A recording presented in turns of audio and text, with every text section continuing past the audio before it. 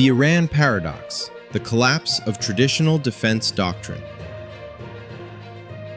Striking the system, how Iran is being exploited.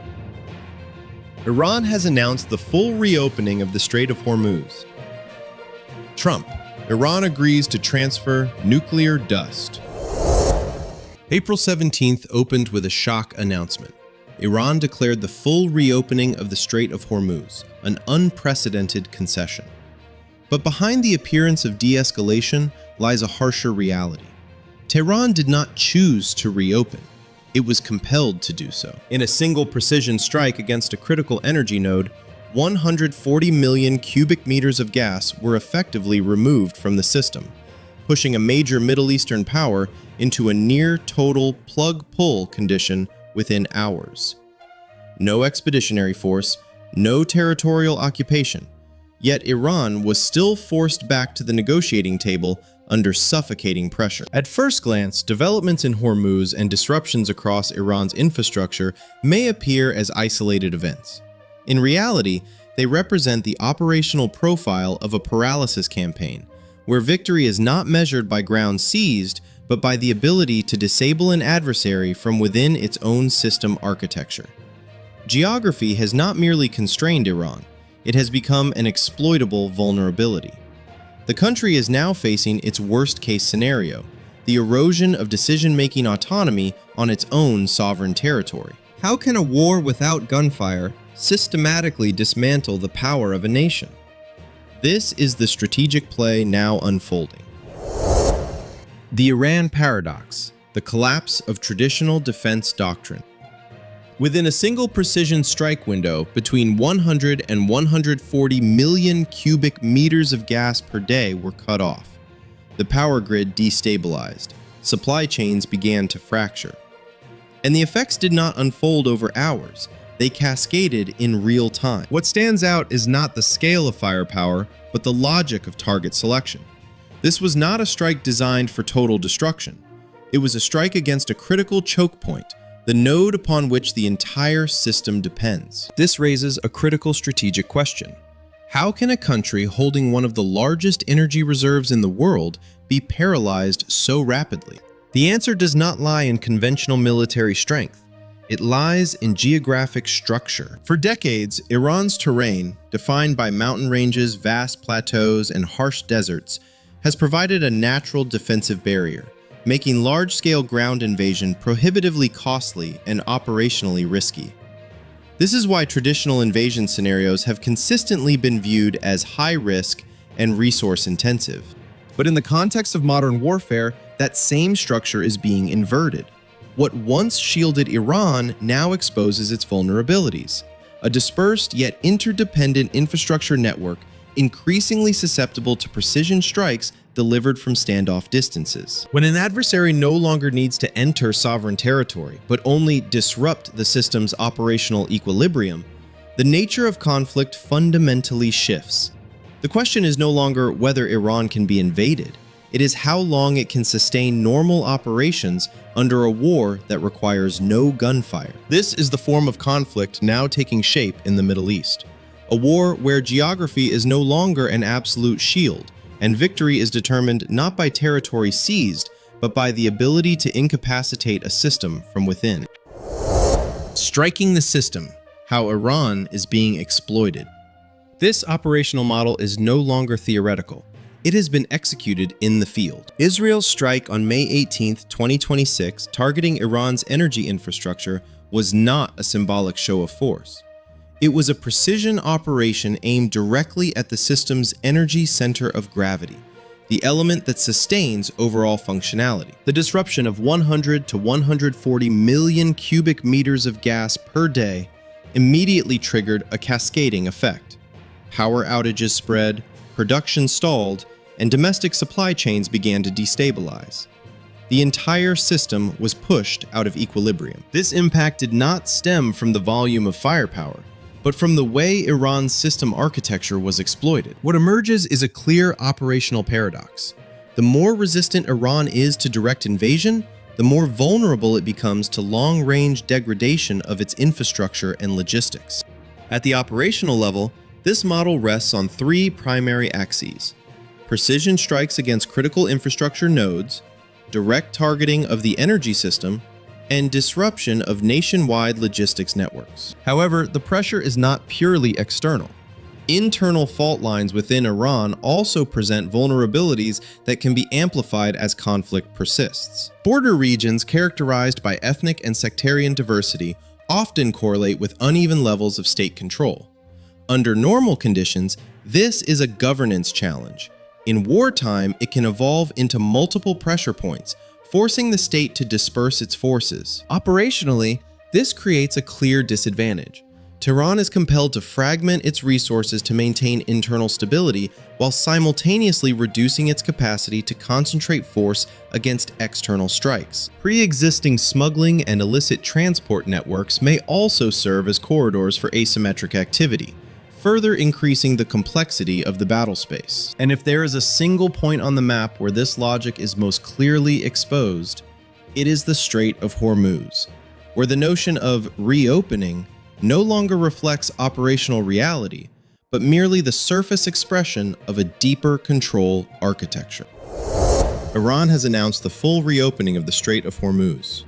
On Friday, April 17th, Foreign Minister Abbas Araghchi stated that, in the context of a ceasefire agreement between Israel and Lebanon, Tehran would allow all vessels to transit the Strait of Hormuz safely. This represents a clear tactical adjustment, signaling a shift from restrictive control toward conditional easing along this critical maritime corridor. However, the response from Washington indicates that the situation is far more complex than the surface narrative of a reopening. President Donald Trump expressed appreciation, but simultaneously emphasized that the U.S. maritime blockade on Iran would remain in place until a comprehensive agreement is reached. He also underscored that Iran has committed to never closing the Strait of Hormuz again. This immediately creates a dual-layered strategic condition. The world's most critical energy transit route is nominally reopened, yet the coercive framework, the core instrument of U.S. pressure, remains fully intact. In other words, freedom of navigation has been restored in form, but control has not changed hands. In a separate statement posted on the X platform, Minister Araghchi confirmed that the Strait of Hormuz is open to all commercial shipping, but did not clarify whether vessels are still required to coordinate directly with Iranian authorities. Instead, he emphasized that maritime traffic must adhere to pre-designated transit routes established and published by Iran, consistent with the ceasefire agreement with Lebanon.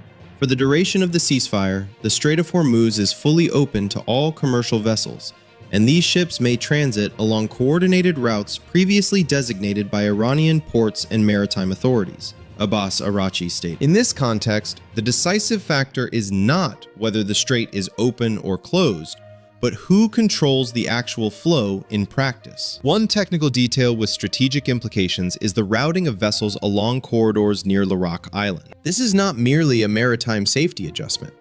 Ladakh represents one of Iran's key surveillance nodes in the Strait of Hormuz, enabling real-time monitoring and control of vessel movement. When shipping lanes are effectively funneled through fixed corridors, freedom of navigation is transformed into a conditional mechanism, where each transit is no longer an inherent right, but a managed process subject to routing, monitoring, and potential intervention at any point. In other words, the advantage lies not in opening or closing the strait, but in shaping the pathways through which traffic flows. The response from President Donald Trump further reinforces this dual-layered strategic posture.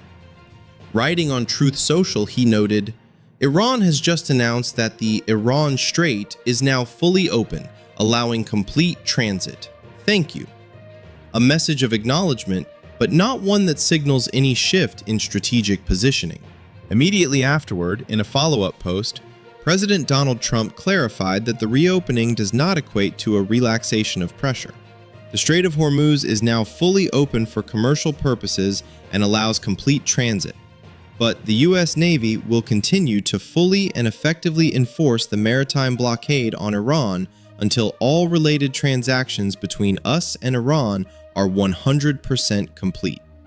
He also emphasized that, with most core issues already agreed upon, the process could move quickly. In a subsequent statement, Trump underscored a longer-term commitment. Iran has agreed never to close the Strait of Hormuz again, and the waterway will no longer be used as a tool of coercion against the global system. If sustained, this would represent a structural shift in how Tehran employs its geostrategic leverage. However, the reaction in energy markets reveals another layer, where expectations move ahead of operational reality. Immediately following the announcement, oil prices dropped sharply. Brent crude fell by more than 10% to around $88.80 per barrel, briefly touching $87.71, while West Texas Intermediate, WTI, declined over 11% to approximately $83.89 per barrel. This is a typical response when supply disruption risk is temporarily eased. Even so, at the operational level, markets are still waiting for a clearer signal. According to Reuters, Giovanni Stalnovo, an analyst at UBS, noted, "For now, we need to monitor whether the number of oil tankers transiting the strait increases significantly." In other words, reopening is only a necessary condition. The sufficient condition, and the decisive factor shaping the strategic balance, lies in whether commercial flows are actually restored in practice, or continue to be shaped by invisible control mechanisms within a war without gunfire. At the execution level, statements from the U.S. side indicate that operational control has not diminished. United States Central Command, CENTCOM, stated on X that throughout the enforcement period of restrictions on Iran-linked vessels, no vessels breached U.S. Navy control. Additionally, 19 vessels were compelled with directives and turned back toward Iran. This figure not only reflects enforcement effectiveness, but also demonstrates that the maritime control architecture remains tightly intact, despite nominal signals of reopening. But at the broader strategic level, the Strait of Hormuz is only one variable, not the center of gravity. Adjustments at sea, while symbolic and capable of producing immediate market effects, are in essence part of a larger bargaining process between Washington and Tehran. At a deeper layer, the core of the US-Iran confrontation continues to revolve around the nuclear file, viewed by the Donald Trump administration as a long-term strategic threat that must be neutralized. In this context, control over Hormuz is not simply about safeguarding freedom of navigation. It functions as a leverage mechanism, applying economic pressure to compel Iranian concessions in more critical domains, particularly nuclear capability and its associated components. In other words, what is unfolding on the surface is only the visible layer of a deeper coercive structure, where the ultimate objective is not the maritime corridor itself, but the reshaping of Iran's strategic capacity from within. Extending from developments across both the energy and maritime domains, the latest signals point to a clear shift toward the strategic core, nuclear capability. Iran agrees to transfer nuclear dust. On April 17th, President Donald Trump stated that Iran had agreed to hand over what he described as nuclear dust, a term he used to refer to residual material left behind after airstrikes on Tehran's nuclear facilities, although Iranian authorities have not confirmed any such agreement. In a post on Truth Social, he wrote, "The United States will take possession of all nuclear dust created by our magnificent B-2 bombers. There will be no money exchanged in any form." If validated, this statement points to a technically focused move with significant strategic implications, not only degrading infrastructure, but also seeking to recover or neutralize residual material, the critical factor that determines the potential for reconstituting a nuclear program. Trump emphasized that the arrangement involves no financial compensation and is entirely separate from developments in Lebanon, where a ceasefire with Israel has been established. He also noted that Washington will continue coordinating with Lebanon to address Hezbollah, widely viewed as an extension of Iranian influence in the region. At the analytical level, the term nuclear dust most likely refers to highly enriched uranium that may remain after the strikes. According to assessments by the International Atomic Energy Agency, portions of this material could still be located deep underground at targeted facilities, and, if recovered, could be reintroduced into a weapons development cycle. As such, securing or taking control of this material is considered a high-priority security objective for the United States. However, it is important to note that Iranian officials have not, to date, confirmed any agreement involving the transfer of enriched uranium. This information gap suggests that the claim may remain part of a pressure strategy or a signaling move intended to shape perceptions ahead of subsequent negotiation rounds. Taken together, the three key developments, the strike on energy infrastructure, the reopening of Hormuz, and the controversy surrounding nuclear dust, do not exist in isolation. They form a coherent strategic structure. Iran seeks to preserve its remaining levers to avoid being pushed into a position of absolute weakness, while the United States and its partners are executing a layered campaign designed to strip away each core capability Tehran could use to sustain the confrontation. At this stage, the focus is no longer on who controls how much territory, but on who controls the conditions that allow the opposing side to continue functioning as a system. In aggregate, the U.S. campaign has forced Iran onto a path where compromise becomes unavoidable. By degrading infrastructure, maintaining pressure over Hormuz, and targeting the nuclear core, Washington has effectively eroded Tehran's strategic leverage. As natural defenses give way to the logic of systemic paralysis, compromise is no longer a diplomatic option. It is a condition for survival. Is this merely a temporary setback for Iran, or a signal of a deeper restructuring of power in the Middle East? Don't forget to follow and share your perspective so we can continue decoding this strategic chessboard together.